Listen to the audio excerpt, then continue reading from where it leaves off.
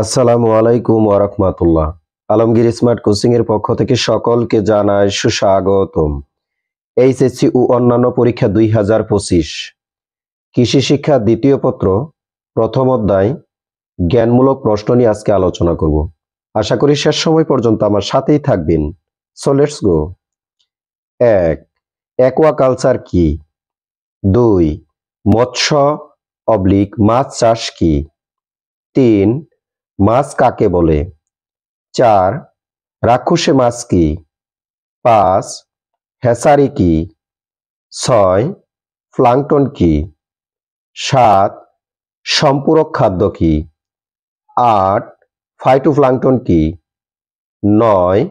Dropsy কি? 10. মাছ প্রক্রিয়াজাতকরণ কি? 11. মাছ সংরক্ষণ কি? 12. নিরাপদ মাছ সংরক্ষণ কি?